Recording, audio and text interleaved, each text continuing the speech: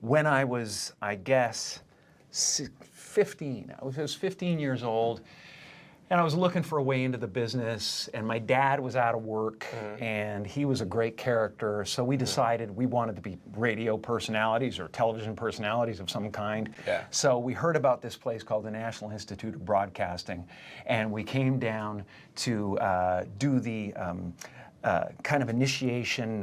They really scrutinize you and whether you're eligible to pay them $800. And what did they decide? they, oddly enough, both of us got in. What? Incredible. Carol has known this story for a long time, that I tried to get on her show when I was 10 years old. Yeah, you sent a resume in, right? I sent a little resume in, and a list of the impressions I did, which were like 120 people at that time. Wait, you had an actual itemized list of 120 All impressions? the people that I did, yeah. And I wanted on the show, and they sent me, I got a letter back from Hollywood. It was like the greatest day of my life. That's incredible. Everything went into slow motion.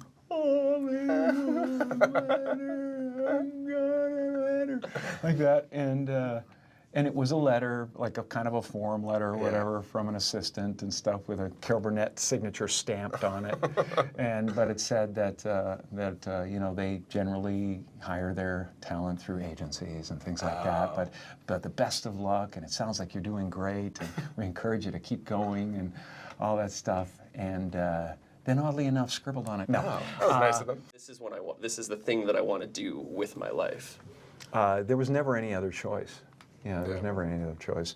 From the time I can that there was consciousness in the body, I was looking at a man named Percy, my dad, who was the most incredible character that you'd ever meet. If you met him for 5 minutes, you thought you knew him for 50 years. Wow. And he wrapped everyone that came into our house in stories and jokes, and I became his calling at a certain point. I won a speech contest, a Halton County speech contest. Hey. When I was, I believe, that was grade 6, and about comedy. Yeah. And I did, and I learned how to do ventriloquism for it, and I bought a little dummy, and you know, learned about all the different types of comedy, and did some research about spoonerisms and whatever else that I could talk about, and I won the contest, and you know, I was so flabbergasted, but the greatest memory of it was that my father was in the front row, and as soon as they announced that I had won, he went, "Ah!" like this, and his dentures from the top fell to the bottom. He went, "Ah!" like that, and that's the image that I have. Like my first giant victory on stage is my father's dentures falling. You know, you talk about like Jim Carrey the man, Jim Carrey the performer. Are you more comfortable as one or the other, or is that like, are they even mutually exclusive? I don't exist, so they're all characters that I played. You know, Jim Carrey was a less intentional character, Right.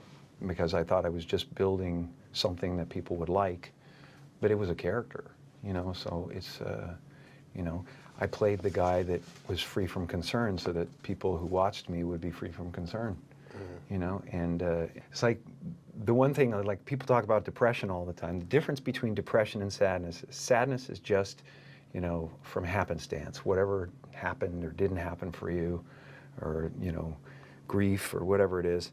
And depression is your body saying, fuck you, I don't want to be this character anymore. I don't want to hold up this avatar that you've created in the world. It's too much for me. Right. You know? Really hope to see you again soon. And good luck with your broadcasting careers. Thank you, sir. All right. Gotta make that $800. National Institute of Broadcasting. Be there.